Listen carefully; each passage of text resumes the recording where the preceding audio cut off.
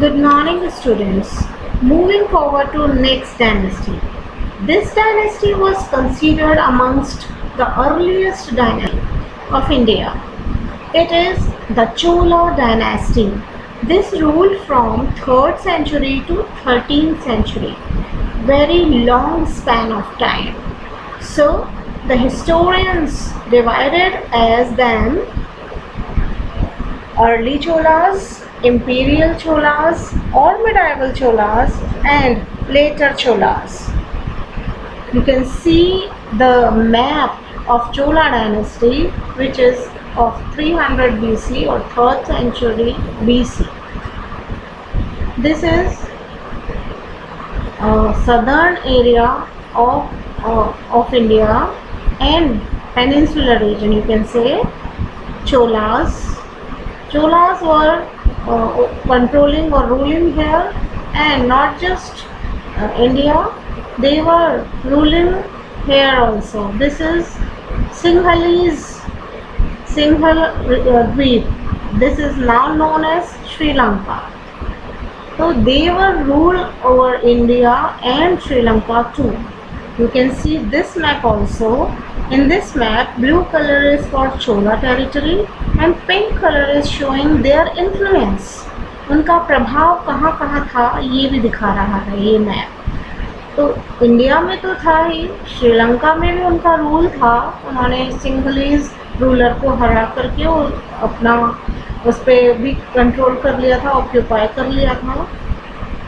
और आज की डेट में जो मलेशिया आइलैंड है, जो इंडोनेशिया है, तो उनका भी ये पार्ट जो है, ये पिंक कलर का थोड़ा जो पार्ट है, ये दो आज की कंट्रीज जो हैं मलेशिया एंड इंडोनेशिया, ये तब उनके इन्फ्लुएंस में था। ट्रेड वगैरह में, आर्ट लिटरेचर के तरह से उन्होंने काफ़ी चीज़ें यहाँ पे भी ऐसे की। तो अब हम इस चैप्टर में आगे बढ़ते हैं और इस डायनेस्टी को स्टडी करते हैं।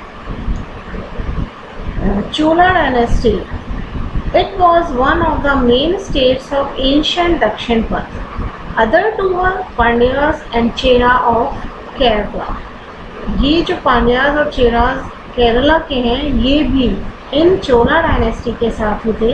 हम लोग जो बुक का जो मैप है उसको भी एक बार देखते हैं। You can see this also, Cholas, Cheras and Pandyas. In this map, it is showing that three dynasties were ruling in South India. और भी कई डायनेस्टीज थी जिनके की फ्लक्चुएटिंग फ्रंटियर्स थे, मतलब उनकी जो बाउंड्रीज थी वो एक दूसरे पे अटैक करते रहते थे। कभी उनकी बाउंड्री बढ़ जाती थी, कभी उनकी बाउंड्री किसी और डायनेस्टी ऑक्यूपाई कर लेती थी। तो ये जो एरिया था ये फ्लक्चुएटिंग हो रहा है, फ्लक्चुएट हो रहा है। You can see this index. तो वो तो चेंजेस होते रहते थे, पर ये जो तीन डायनेस्टी थी वो हमेशा अपने एरिया में इंडिपेंडेंट किंगडम की तरह रही। इस मैप में हमने ये देखा, तो तीनों डायनेस्टी साथ में थी।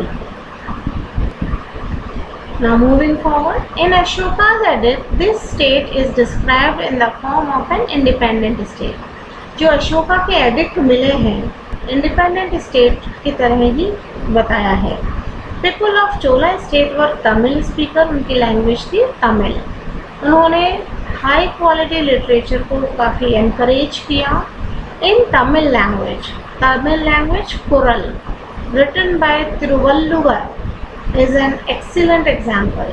उस लैंग्वेज में तिरुवल्लुवर में जो लिखा है वो एक बहुत ही अच्छा उदाहरण बताया जाता है।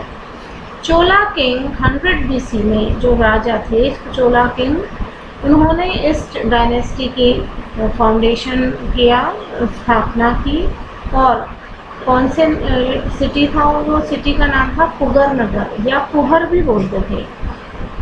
ही फाउट वॉर विथ सिंहलाज, हमने अभी बताया सिंहलाज जो आज श्रीलंका है, उस वहाँ पे उस डायनेस्टी से युद्ध किया और उनके युद्ध में उनसे जीत गए और उनके सैनिकों को, इन सबको पहले प्रिजनर बना लिया जाता था। तो वो उन प्रिजनर्स से उन्होंने कावेरी रिवर पे एक डैम बनवा लिया, 100 miles long dam at the bank of the river Kaveri by the prisoners. He took capital of Cholas from Urayur to Kaveripatnam. Kaveripattinam अपनी कैपिटल को शिफ्ट कर लिया। फिर अब हम, ये तो था अर्ली चोला के बारे में, उसके बाद हम पढ़ते हैं अब मिडाइवल पीरियड में जो चोलास हुए, उसमें उन्होंने फाउंडर, जो मिडाइवल चोलास के जो फाउंडर माने जाते हैं वो माने जाते हैं विजयालया। विजयालया ने उसकी स्थापना की थी। Aditya, successor and son of Chola king Vijayalaya, 880 AD to 907 AD, defeated Pallava king Aparajit. Parantaka first, son of Aditya, completely ruined the power of Pallavas. एक बार तो हरा दिया और पूरी तरह उनके बेटे ने उस पावर को ख़त्म ही कर दिया। और उन्होंने इसके अलावा पांड्यास की कैपिटल थी मदुरई, उसके ऊपर भी कंट्रोल कर लिया। अभी हमने पहले भी डिस्कस किया था कि हिस्टोरियंस ने चोला डायनेस्टी को, क्योंकि उनके टाइम पीरियड बहुत लंबा था, उन्होंने 3 पार्ट्स में चोलास को स्टडी करने के लिए डिवाइड किया, early Cholas, medieval Cholas and later Cholas. Early Cholas में हमने फाउंडर जो थे किंग करिकाला चोला, उनके लिए पढ़ा था, और ये प्रूफ कि 3rd सेंचुरी में भी चोलास थे, ये प्रूफ अशोका के रॉक एडिक्ट नंबर 13 से मिलता है। और मिडाइवल जो चोलास थे जिन्होंने डायनेस्टी को, इस चोला डायनेस्टी को बहुत हाइट पे पहुंचाया, बहुत डेवलप किया, वो जो मिडाइवल चोलास थे उनका जो फर्स्ट रूलर थे वो थे विजयालया चोला। 9th सेंचुरी में 880 हमने पढ़ा है, उनका टाइम पीरियड 880 से शुरू हुआ था।